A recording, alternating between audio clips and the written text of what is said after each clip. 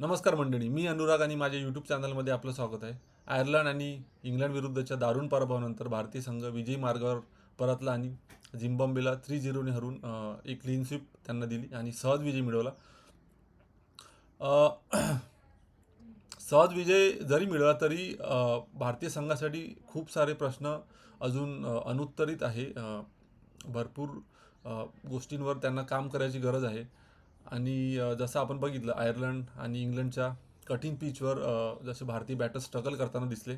आणि फिल्डिंग म्हणू किंवा बॉलिंग म्हणू जस जर जसप्रीत बुमराह नाही खेळला तर त्याच्या अनुपस्थित भारतीय बॉलिंगची काय अवस्था होते, हे सगळे पॉईंट्स आज आपण डिस्कस करू. झिम्बाब्वे विरुद्ध भारताला सहज विजय मिळवला.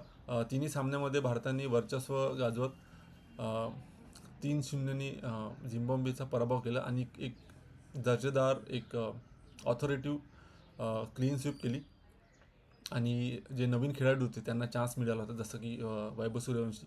त्यांनी आपली चमक अखेर दाखवली. त्याने या सिरीजमध्ये 2 अर्धशतक झळकवले आणि दमदार फलंदाजी केली. तसेच जे नवीन बॉलर्स होते, यश ठाकूर म्हणा किंवा अशोक शर्मा म्हणा, यांनी पण आपले सिलेक्शन जे त्यांना सिलेक्ट केलं होतं ते त्यांनी सार्थ करून दाखवलं. आणि मयंक यादव जो आहे, जो कमबॅक करत होता जवळपास 2 वर्षानंतर, त्याच्या इंजरी मुळे जो 2 वर्ष साईडलाईन झाला होता, त्यांनी एक स्ट्रॉंग कमबॅक केला. तर ह्या काही जमेच्या बाजू म्हणायला हरकत नाही, पण काही निगेटिव्ज पण आहे. जसं की आपण बघितलं फिल्डिंग, जो की एक मोठा कन्सर्न, एक मोठी चिंतेची बाब भारतीय टीमसाठी म्हणा किंवा मॅनेजमेंटसाठी आता होत आहे. फिल्डर्स दर्जेदार फिल्डिंग तर नाहीच होत आहे, पण ग्राउंड फिल्डिंग तर नाहीच होत आहे, पण कॅचिंग पण एक गल्लीतल्या क्रिकेटसारखी कॅचिंग होत आहे. तर याचा फायदा मला वाटते, याचं नुकसान मला वाटते, जे महत्त्वाचे सामने मोठ्या टुर्नामेंट्स होईल किंवा जे मोठे ग्राउंड्स होईल, ज्या मोठ्या ग्राउंड्सवर सामना होईल, जसं ऑस्ट्रेलिया झाला किंवा साऊथ आफ्रिकेमध्ये वर्ल्ड कप आहे, पुढचा T20 वर्ल्ड कप ऑस्ट्रेलियामध्ये, जे मोठे मोठे ग्राउंड्स आहेत तिथे ग्राउंड फिल्डिंगमध्ये आपल्याला बघितलं की फिल्डर्सला अँगल कट करावा लागतो बाउंड्री वाजवण्यासाठी, किंवा एखाद्या महत्त्वाच्या क्षणी जर कॅच ड्रॉप झाली आणि त्या बॅटरने जर सामना जिंकून दिला तर एक चूक महागाची ठरू शकते. तर ती चिंतेची बाब आहे. आणि सगळ्यात मोठी चिंतेची बाब म्हणायची झालं तर भारतीय बॅटर्स जे आयर्लंड आणि इंग्लंडच्या पिचवरती स्ट्रगल करताना दिसले, तेच बॅटर भारतामध्ये जेव्हा IPL आणि T20 विश्वचषक झाला तेव्हा बॅटिंगसाठी अनुकूल पिचवर आपण बघितलं की 200-250 धावा सहजरित्या होत होत्या आणि अपोजिशनची टीम पण 250 धावाचा स्कोर सहजरित्या चेस करत होती. तर ती जी सवय झाली होती फ्लॅट पिचवर पाटा खेळपट्टीवर खेळण्याची आणि आडवी बॅट फिरून धडाकेदार फलंदाजी करण्याची, ती जी सवय आहे किंवा ती जी टेक्निक आहे ते आयर्लंडमध्ये आणि इंग्लंडच्या बाउन्सी पिचेसवर थोड्या स्पॉन्जी बाउन्स जेव्हा होता, बॉल कधी कधी बाउन्स होत होता, कधी कधी स्लो राहत होता, आखू टप्प्याचा होत होता. तर अशा पिचवर मला वाटते भारतीय फलंदाज स्ट्रगल त्यांनी केलंच. आणि पुढचा जो वर्ल्ड कप आहे T20 वर्ल्ड कप, तो ऑस्ट्रेलियामध्ये होणार आहे. तर तिथे आपण बघितलं मागच्या 1-2 सिरीजमध्ये ऑस्ट्रेलियामध्ये जे सिरीज झाले तिथे आता ड्रॉप इन पिचेसचा वापर करतात. तर तिथे पण अशाच स्पॉन्जी बाउन्स होणाऱ्या खेळपट्टी किंवा पिचेस भारतीय संघाला मिळणार. तर एक चिंतेची बाब भारतीय बॅटिंगच्या दृष्टीने म्हणता येईल की आणि बघावं लागेल आता भारतीय मॅनेजमेंट आणि कोचिंग स्टाफ कसं भारतीय बॅटर्सला त्याची टेक्निकमध्ये सुधार करून किंवा काही नवीन नवीन बॅटिंग शैली कसं ते अडॅप्ट करतात आणि त्याच्यावर मात करतात, हे बघावं लागेल. आणि त्याकडे टीम मॅनेजमेंटने खरंच लक्ष द्यायला पाहिजे. नाही तर आपण बघितलं की एखादी चॅलेंजिंग पिच आली तर भारतीय फलंदाज लळखडताना दिसतात आणि बॅटिंग कोलॅप्स पण करते.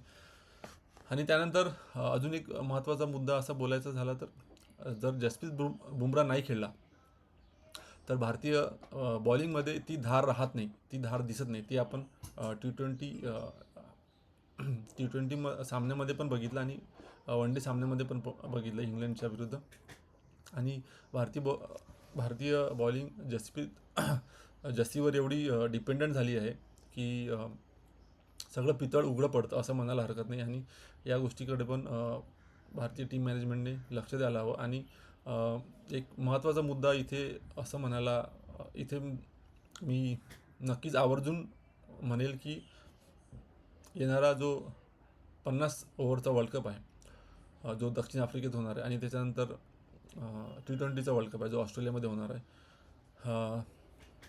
त्याच्यामध्ये भारताकडे हार्दिक पांड्या जर सोडला तर त्याच्याशिवाय आपण त्याचा पर्याय अजून शोधू शकलो नाही. 10-12 वर्ष झाले.